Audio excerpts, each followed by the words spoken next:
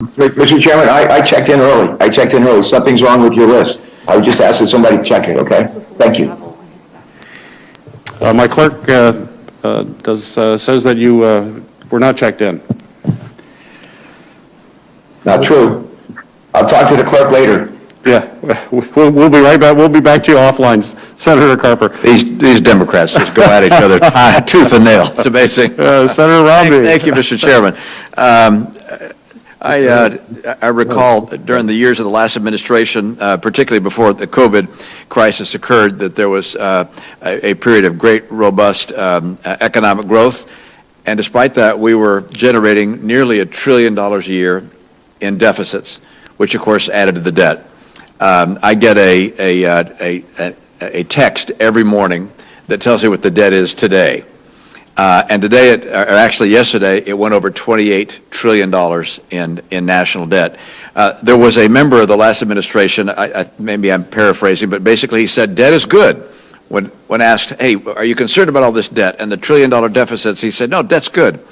Do you believe debt is good at the level we have and at the level we keep adding to it even during good years? Senator, I would use a different word. Not good, but okay. I think it's manageable. I would never say debt is good, but I think it is okay with the current with interest rates being as low as they are, and the tools the Fed has. I think we remain, thankfully, in a good place to continue to combat the pandemic the way we have. Yeah, I'm not talking about the pandemic necessarily. I'm talking about the annual deficits we run of roughly $1 trillion. The challenge is, yes, interest rates are low now, but if interest rates go up and we still have the debt, we got to pay the interest. So last year we spent $390 billion in interest. If interest rates go back to their normal level, we'll spend $1 trillion a year in interest, which would overwhelm our federal budget. I'm concerned in the COVID relief plan that the President, by the way, I fully support helping people that need help, helping states and businesses that need help. I'm concerned that in the current plan, there's a lot of excess that is going to just add to the debt without creating a benefit to our economy or helping people that are in need. I'm concerned, for instance, that under the plan, many states that had no revenue loss or no deficit as a result of COVID and no unreimbursed COVID expenses, that they nonetheless are going to get billions and billions of dollars. I see that as a problem. Do you feel that's a problem as well? Senator, I've always looked at, and I've worked on the coronavirus relief fund. We did $160 billion in bipartisan CARES bill. That money ran out in December. I've always looked at that fund as not just a revenue loss fund, but one that is meant to and designed to provide fiscal relief. So those states who are doing increased vaccine distribution, they have increased costs. This fund is also to ensure that they provide needed services. So I've looked beyond revenue loss as one of the agencies. Oh, of course. What I'm saying is, if a state had no net revenue loss, we had 21 states that revenue has gone up every year, even during the pandemic. 21 revenues have gone up, and we have reimbursed all their excess COVID expenses, and we raised the FMAP, so we provided greater support for their Medicaid. So these are states that are in fine financial shape. California, for instance, I understand their budget surplus this year is roughly $20 billion. And yet under the president's plan, we anticipating giving California another $27 billion. That doesn't make sense to me. Does this make sense to you?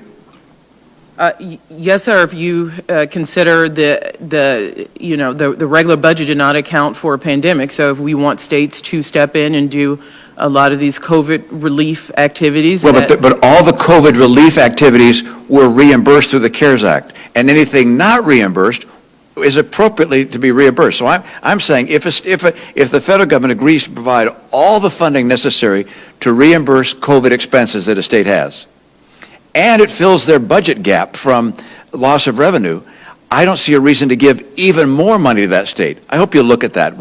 I think I'm happy to, sir. And we've certainly talked about bipartisanship. This is one, certainly some of the governors and locals, both parties, have given us data that says they are not just a need because of revenue loss, but because of the extra requirements for their citizens due to COVID. I can assure you, as a former governor, if the federal government is going to be handing out billions of dollars, I'm going to have my hand out to get as much as I can. But these are dollars that are going to be paid for by our kids and our grandkids. They're being loaned to us by the Chinese, among others. We have to be really careful in what we send out. And what is being proposed under the president's plan is really not in line with what the actual results are that are being seen by states, because states are continuing to receive revenue. They receive revenue from income tax, from property taxes at the local level, of course, and so states are not seeing the kind of pain that some states are. The states that feel pain, got to help them. The states that don't feel pain, we shouldn't be sending them billions of dollars that we're borrowing for our kids to have to pay back. On a different topic, on our trust funds, we got a lot of trust funds in trouble, as you know. The Highway Trust Fund runs out of money this year. Medicare's Hospital Insurance Trust Fund runs out in 2024. Social Security Disability Trust Fund, 2026. Social Security Retirement Fund in 2031. In December, 71 senators voted for an amendment to the budget resolution on the importance of extending the solvency of these trust funds, one by one. It specifically called for creating individual bipartisan, bicameral subcommittees to look at each one of those trust funds and find a bipartisan solution to get each one of those on a solvent basis. Is this effort one that you are willing to support and work with as we proceed? Senator, I think that's the only way we're going to find solutions is through a bipartisan one where Congress works together and the administration works in partnership. So you absolutely have my commitment to support such an effort. Thank you. Mr. Miller, what consulting firm did you work with? The Boston Consulting Group. Oh, the Boston Consulting Group. I worked there once too. Very fine group. Smart people. I hope you bring some of that skill and capability to the new assignment you have. Can you tell me precisely what are the responsibilities in the assignment you would receive? What are the key deliverables that you have in the assignment that you were looking to be confirmed to? Senator Romney, thank you for the question. As I understand it, the Deputy Director for Management, which was created in 1990 by the CFO Act, both to look at federal financial management at a time when it was quite poor across agencies, as well as look at a broad set of general management functions, is to play the central OMB role of ensuring that, one, agencies are delivering on their missions through clear and consistent policy and guidance on execution performance, that, two, we have the right policies in place working with OPM on the federal workforce, that we're looking at our technology systems, and both from a cybersecurity standpoint and from a delivery standpoint, and that our procurement policy is consistent with both mission of the agencies as well as the broad set of policy goals, such as supporting small and disadvantaged businesses, strengthening the American workforce through domestic preference requirements, and more broadly serving as one of the leaders of OMB overall to support all of OMB's broad missions. I look forward to hearing a report on your success in carrying out those responsibilities. I also solicit your involvement in our effort to rein in the excesses in government and particularly for us to tame the debt. As a guy who was once in the world of leveraged buyouts, I understand the value of debt and how you can use debt effectively, but I'm concerned that the amount of debt we're adding to the country, even during good times, puts us in peril down the road. Thank you, Mr. Chairman, for your time.